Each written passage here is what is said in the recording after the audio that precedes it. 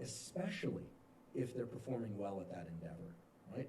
And of course, if a child is not performing well at something, you also don't want to tell them that they're stupid, right? You don't want to tell them that they're deficient, right? But that's a rare occurrence in the classroom, one would hope. That's a rare occurrence on the field, one would hope. But what's very common, very, very common, is that when we see children or adults performing well, we tend to give them identity labels as a way to try and reinforce whatever behavior we observe and we like. Now, the other thing they looked at in the study, besides whether or not these kids would pick hard or easier challenges down the line, were the actual raw performance on cognitive problems. And these data, I must say, are just so interesting. And they gave them all the same problem sets. And all the kids across the board, whether or not they were getting intelligence praise or effort praise or they were in the control group, were performing more or less the same way. They were getting some of these questions right, some of these questions wrong. Then they gave them praise after they completed those problems. They either got intelligence praise, you're so smart, you're so talented, or they got effort praise. You tried so hard, you really persisted, that's fantastic. Then later they gave them another set of problems and they looked at performance. Now remember, the first time around, all the kids got some of the questions right and some of the questions wrong. So there's room for improvement for everybody. What they found was absolutely striking. The kids that were in the control group, so they didn't get any specific form of praise, they performed more or less the same way as they did before. So if they were getting 75% of the answers right the first time, they got 75% of the answers right the second time, 25% wrong in both cases. The kids that were in the intelligence praise group, the you're so smart, you're so talented praise group, their performance went down significantly. Whereas the kids that were in the effort praise group, their performance increased significantly. Okay, so this is a bidirectional effect where giving intelligence praise reduces performance and giving effort praise improves performance, which is absolutely striking and tells you everything you need to know, which is if you're a parent, you're a teacher, and of course, as we all give ourselves feedback, rewarding yourself for effort is the best way to improve performance. Rewarding yourself based on identity labels, so smart, so talented, you're a great athlete, etc. All that stare in the mirror and do self-affirmation stuff can actually undermine performance, and in fact, it does undermine performance. It may not do it right away, but eventually it does. And in a moment, I'll explain why. The other thing this study looked at that I just have to mention is this notion of persistence. So remember earlier I said that the kids that got intelligence praise tended to pick easier problems down the line, whereas the kids that got effort praise tended to pick harder problems. It turns out that the kids that got intelligence praise also tended to take on fewer problems overall. They tended to limit the total number of challenges that they engaged in. Whereas the kids that got the effort praise, you worked so hard, you're so determined, that was so impressive how you just kept going even when you got some answers wrong. Those kids not only opted for harder challenges, they not only performed better, but they also took on many more challenges. So these data really make clear that the effort praise is the way to go. Now I know many people have heard this whole thing about don't reward the person, reward the effort, reward the verbs, as I'm referring to it.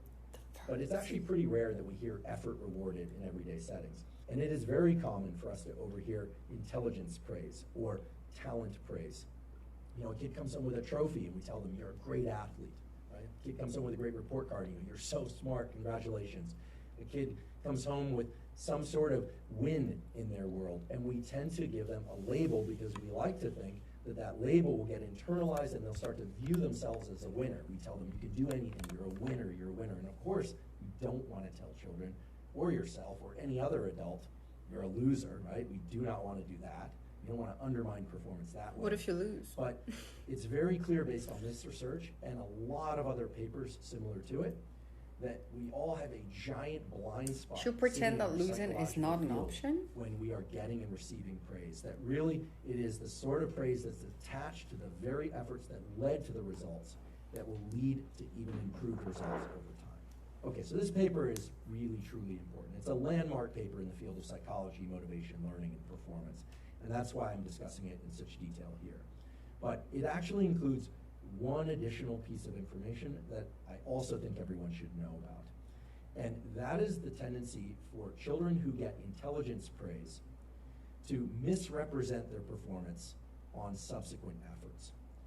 What do I mean by that? Basically what I'm saying is, in this paper, they had the children perform on a given task, and then they either got intelligence praise, you're so smart, you're so talented, or effort praise. You worked so hard, you're so diligent, you kept going even when you were faced with results you didn't like. And then they had them do a series of other tasks and then report their results to other kids. And what they found is that children who get intelligence praise, when they need to report their scores, either by walking up to the board and putting a little mark where their particular score is, or telling another student what their score was, or even writing it down on a piece of paper covertly so that it's not visibly being compared to all the other scores, the kids that got intelligence praise tend to lie about their score. And as you could imagine, they tend to lie in the direction of making themselves appear as having performed better than they actually did. So this is a pretty sinister aspect of intelligence praise that we don't often hear about. Even if you've heard telling a person that they are smart or talented can ultimately undermine performance, rarely if ever do we hear that telling someone that they're smart or talented can increase the probability that that person is going to misrepresent their performance in the future. And that's true regardless of whether or not they performed pretty well or not in the past. I mean, you could imagine that the kids that were told that they were intelligent, that they're talented, that those kids, you know, if they were doing well and then suddenly did poorly, that they slide the score up a little bit. We don't want anyone to do that, but you can imagine how a young kid might do that to kind of preserve their ego. But no, in some cases, these kids are already performing pretty well. They're not getting 100%, but they're performing in the top bracket. And yet, if they received intelligence praise, they're still more likely to lie about their performance, increasing it further still. Whereas the kids that receive the effort praise do no such thing. They faithfully represent their performance. And as I mentioned before, for many reasons that we'll talk about in a few minutes, meaning the mechanisms and what's really going on in the heads of these kids that get effort praise, they're performing better than everybody else. So just to illustrate how important the findings in the study really are, the paper was published in 1998. But just 2 years prior, in 1996, there was a survey of parents asking, to what extent do you believe that intelligence is fixed? And 85% answered that they thought that intelligence was fixed. That means they believed that the brain was sort of a vessel of fixed size, that, of course, when we're born into the world, is kind of empty, we don't have any knowledge, but that the job of schooling was to teach kids things and reveal an intelligence capacity that was innate and that couldn't be increased upon. Whereas nowadays we really understand, mainly through our deeper understanding of neuroplasticity and how the brain learns, that indeed the brain can learn and that intelligence is not fixed. However, in 1998, when these studies were done, most people were of the core belief that intelligence is fixed, that it cannot be improved upon. And these results really drive home the fact that the type of feedback we get about our performance, even when our performance is good, can undermine our future performance. Or if we receive feedback of the effort praise type, the you tried so hard, you're so persistent type, that our abilities can indeed improve. And when you look at any intelligence test, if you look at a standard IQ test, or you go way out onto the other end of the continuum in terms of intelligence testing, you look at emotional intelligence, it is very clear that anyone and everyone can improve their scores on those exams, and in fact can improve the various aspects of intelligence, because in fact there are many different forms of intelligence, through dedicated effort. So this paper was really ahead of its time, and it's really what seeded the entire field of growth mindset and the understanding of what that is. So now I'd like to shift our attention to not just how getting one form of praise or another form of praise can diminish or enhance performance, but really to ask why that would be, how that is, because in that understanding, there's a very simple set of tools, of narratives that you can tell yourself or that you can tell a child as they are attempting to learn that can greatly enhance your or their ability to learn. Before we go any further, however, I know many of you are listening to this with an eye toward the tools, meaning you want to know what the tools are that you can implement. Well, earlier I had you ask some questions. What are you good at? What have you been told you're good at? And how did you arrive at being good at those things? I also encourage you to think about what you've been told you're bad at or less good at, and what you tell yourself you're bad at and less good at, and how you arrive at that conclusion. Right now, I'd like you to ask yourself, Chad, what are you good at? What is your typical narrative when you are engaging in things that you believe you are good at? And what is your typical narrative, meaning your internal dialogue in your head, when you're engaging in things that you are not good at, or if you're not engaging Oh, in these things. those chips kind of made me bloated a little bit. I And don't think the I'm gonna eat tool them that's again. very effective to apply, even just in your own mind, is to start shifting your narrative from those performance narratives of being really good at something or bad at something, which are, in fairness, are the labels I'm using here, but that's for sake of discussion and clarity, and to start to shift those narratives towards effort-related narratives. So I'll use myself as an example. I'm pretty good at learning and remembering things, cognitive information. I'm pretty terrible at playing music. In fact, I'm downright terrible. If I were to step back from those two statements, I could take an intelligence type praise narrative and tell myself, okay, I have a great memory, right? That's a intelligence praise type narrative. Or I could tell myself the truth, which is I tend to spend a lot of time with information in different forms. I listen to it, I read it, I write it down, I highlight it, I put it up on a whiteboard, I tell myself that information again in my head, I think about it in different contexts, I tell other people about it. That's how I developed a good memory for certain types of information, and that's still how I continue to build my memory and my information bank in my head to this day. It's not because I have a quote-unquote great memory, it's because I engage in certain verb processes to build up that memory. Okay? I can also take a look at the, let's call it the negative statement. I am abysmal at music, which frankly is a fair statement. And I could say, okay, I'm just a terrible musician. I have no musical sense. I have no musical ability. Those are labels of the intelligence type labels. Or I could look at the verbs. This is also true. I have never really spent a lot of time trying to learn an instrument. I failed early on, at least in my mind. I failed to get the results I wanted, and so I stopped playing. I made the dog next door howl. You just didn't have tiger parents like me that So I made stopped you playing. stick to it for the I next 6 years ceased until you graduate the effort anyways. process. And so in looking at it through that lens, yes, I'm a terrible musician, but I'm a terrible musician. I'm a terrible as musician consequence too. I still of having graduated. never really engaged Andrew, in the types no of behaviors excuses. and effort over time that would have allowed me to be anything but a terrible musician.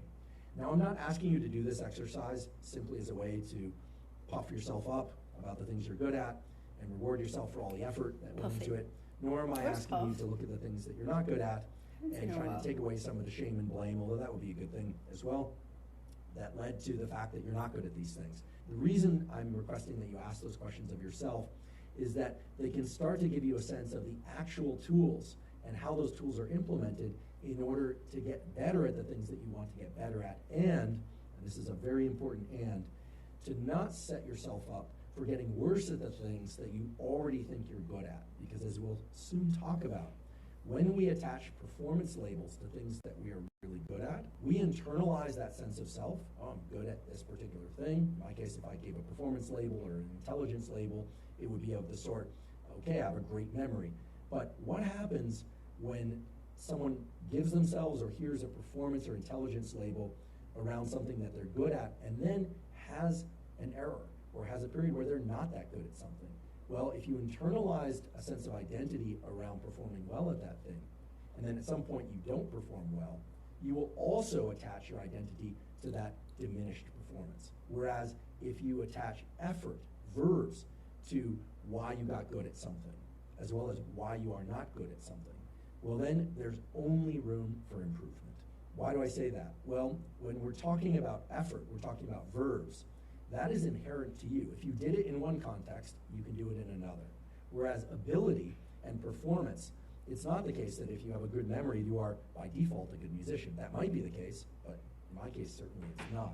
The point being that when you think about the effort processes that you've engaged before and over again, that allows you to continue to get better in a given domain, even when, or perhaps we should say, especially when, you stop getting the results you want or you start getting poor Yeah, results. but sometimes And that it's effort a sign process of wisdom of to just practicing understand, a hey, lot, many repetitions, why put effort analyzing into this why when you I didn't can get put something effort right. into that can and be get more engaged out of in a it lot and of enjoy it different more endeavors across and create more. domains, as we say. So when we talk about verbs like effort or persistence or practicing a lot or analyzing errors and why you did something incorrectly and then getting back to the drawing board, as it's called, when you start to think about your successes and your failures through those lenses, through the lens of verbs, then you're really talking about something that's central to who you are. It's how you're wired. It's machinery that exists in your brain and nervous system and body that you can engage that time and any time. As many of you know, I've been taking AG1 daily since 2012. All right, Andrew. I'm going to get you athletic greens. Calm down, calm down. I'll use your code. About cognitive or psychological processes. Superman 10. And the basic take home is that calm down. Labels of intelligence, labels of identity undermine performance. And by the way, which I failed to mention earlier, but I should have, is that if we receive those labels of being a high performer, smart, talented, etc., either before or after a given task or game or exam, it still has a detrimental effect in both cases. Meaning, you tell someone heading into something, you're a great athlete, you are so smart, you're going to do so well on this exam. You undermine their performance. Or if they take the exam and afterwards, before you see their scores or even after they score, let's say they get an A+, they get everything perfect, and you say, you are so smart, you are so talented, you are undermining their performance on the next exam. That's how striking these results are. And again, they've been shown again and again in different populations of students and adults. Conversely, it's striking how powerful the effort labels can be at improving performance. Conversely, and fortunately, the same is true for effort-based praise. So if before a kid or adult heads into a competition or exam, or preparation for a competition and exam, you say, you know what, I know you to be a really dedicated worker. You really persist. You know how to do hard things. You really dig your heels when it gets hard and you overcome challenges. If you do that before that child or adult heads into challenge, they will perform better. And if after an exam or performance or practice, whatever the effort happens to be, you tell them, you really worked hard. I love the way that even when why is Andrew brainwashing us? And you're limping along Are there, scientists and doctors not supposed to give this type of even advice? when everyone else wants to sleep and you psychiatrists study, and psychologists that have this rule of thumb. Sleep. There are times in which, let's face it, the person who stays up late is studying, provided they get enough sleep, they're getting the extra hours in, right? I might have been that kid in college or tried to be that kid in college. If you reward effort after the effort, you also set the mind, the brain of that child or adult up to provide more effort to future endeavors. So it's very clear. We get it, Andrew. It's 38 minutes in the podcast. I feel like information can be congested and presented faster. Is it just me having this feeling, or are you guys feeling the same way? 38 minutes later, you literally can summarize it to what he just said. It's better to praise right after one achieves a goal and gets a reward as opposed to prior, and then shout out your athletic greens and you're done. Like, it's 1 minute. Why is he stretching out of 40? It's just a little bit of criticism, constructive criticism, Andrew, considering that you continued calling me cocky in my sleep. You know, not that it really affected me, but I will remember that in the future. Hopefully it's not going to affect our relationship. No, I don't care that it was a dream. It felt real. Everything's a dream when you think about it. Everything exists in our consciousness, so stop it, Andrew. Bout of effort or performance. Don't get it, my ego. You give praise before, performance diminishes. You give identity praise after, subsequent performance diminishes. You give effort praise before, performance goes up. You give effort praise after. Wait, praise okay, after. This is a good summary. You praise after, never. Okay. Of that child or adult up to provide more effort to future endeavors. So it's very clear. It doesn't matter if the timing of the praise comes before or after a given bout of effort or performance. You give identity praise before, performance diminishes. You give identity praise after, subsequent performance diminishes. You give effort praise before, performance goes up. You give effort praise after, performance goes up. So I know I sound a little bit like a broken record, but we hear so often about growth mindset, about giving the right form of praise. That's another but it's not often that we're told when to give that praise. And the short answer, of course, is doesn't matter. In fact, we should always be striving to give others and ourselves praise that is correctly attached to genuine effort. And that word correctly is important here. I'm not saying, take a kid who performed poorly on an exam because they kind of loafed or the kid that was just shuffling their feet out on the soccer field, say, hey, great, you worked so hard when they didn't. We know when we're being lied to or when we're lying to ourselves. But that should give you a sense of control, not a sense of lack of control, because ultimately, effort is something that we can control.